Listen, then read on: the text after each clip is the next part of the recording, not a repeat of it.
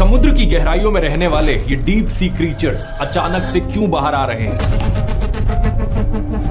इस डरावनी सी दिखने वाली मछली के नाम में ही समुद्री शैतान है। ये अपने सर पर एक टॉर्च सी लेकर घूमती है, जिसकी मदद से शिकार को मुंह में खींचा जाता है। जापानीज लोगों का सदियों से मानना रहा है कि एक ओरफिश का पानी के ऊपर दिखना ही एक डिजास्टर का संकेत है। वर्ल्ड वॉर 2 के दौरान नेवी के सोनार ऑपरेटर्स एक फॉल्स सी फ्लोर देखकर हैरान थे। करोड़ों अरबों की संख्या में मछलियां एक साथ डीप सी से निकलकर ऊपर आ रही थी।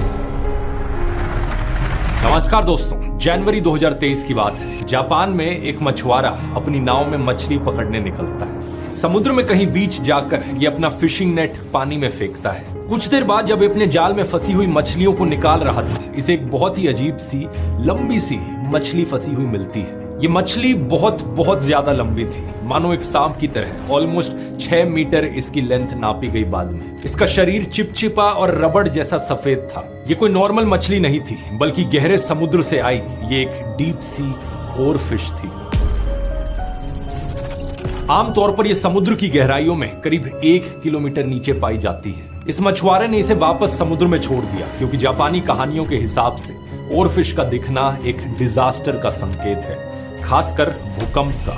2011 में जापान में एक बहुत ही भयंकर अर्थक्वेक आया था, और उस अर्थक्वेक से ठीक पहले करीब 20 ओरफिश की डेड बॉडीज जापानीज कोस्ट पर पाई गई थी। लेकिन आज इन कहानियों पर सवाल उठने लग रहे हैं, क्योंकि सिर्फ जापान में ही नहीं, बल्कि पिछले कुछ सालों में कई सारी जगहों पर दुनिया में डेड बॉडीज पाई गई हैं ओरफिश की समुद्र के तट पर। 2023 में एक मछुआरे ने करीब 50 ओरफिश को एक ही बारी में पकड़ा। 2024 में कैलिफोर्निया में 3 बार ओरफिश दिखाई दी। फरवरी 2025 में एक जिंदा ओरफिश मेक्सिको में दिखाई दी।